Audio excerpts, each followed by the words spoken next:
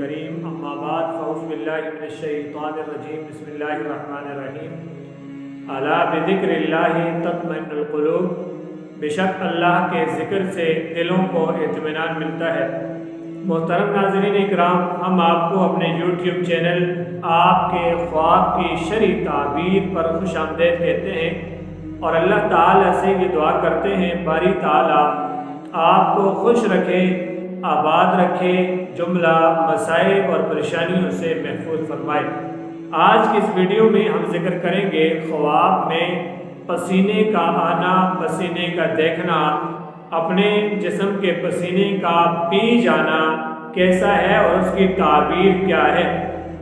اس سے پہلے آپ ہمارے چینل کو ضرور سبسکرائب کریں، ویڈیو کو لائک اور شیئر ضرور کریں تاکہ جہاں آپ کو فائدہ ہو رہا ہے آپ کے تمام تر دوستوں کو بھی فائدہ پہنچے۔ چلتے ہیں خواب کی تعبیر کی طرف۔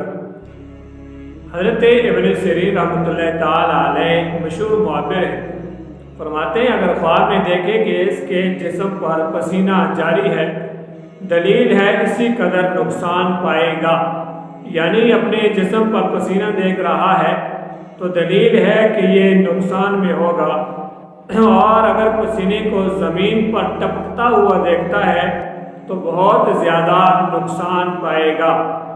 حضرت ابن سیرین رحمۃ اللہ تعالی علیہ مزید ارشاد فرماتے ہیں اگر کوئی خواب میں دیکھے کہ اس کا کپڑا پسینے سے تر ہو گیا ہے، یعنی اس کے جسم کے جو کپڑے ہیں وہ پسینے کے اندر شرابور ہو چکے ہیں، دلیل ہے اسی قدر مال اپنے عیال اور رشتہ داروں پر خرچ کرے گا۔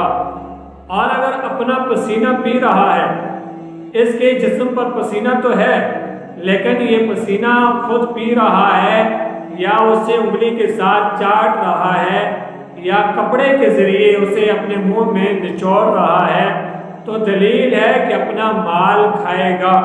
جو اس کے پاس مال ہے وہ مال استعمال کرے گا، خرچ کر کے ختم کر دے گا۔ اور اگر پسینہ خوشبو والا ہے اور اس کا پسینہ سفید ہے، جو پسینہ یہ خواب میں دیکھ رہا ہے، دلیل ہے کہ اسی قدر حلال مال پائے گا۔ اور اگر پسینہ بدبودار ہے اور پسینہ کالا اور سیاہ ہے تو اس سے مراد یہ ہے، اس کی تعبیر یہ ہے اسی قدر یہ آدمی نقصان پائے گا۔ حضرت ابراہیم کرمانی رحمۃ اللہ تعالی علیہ جو مشہور معبر ہیں ارشاد فرماتے ہیں خواب میں پسینے کا آنا مراد پوری ہونے پر دلیل ہے کہ آپ کی جائز حاجت، آپ کی مراد پوری ہو جائے گی۔ اور اگر دیکھیں کہ اس کو پسینہ آتا ہے، دلیل ہے کہ اس سے مراد پوری ہوگی۔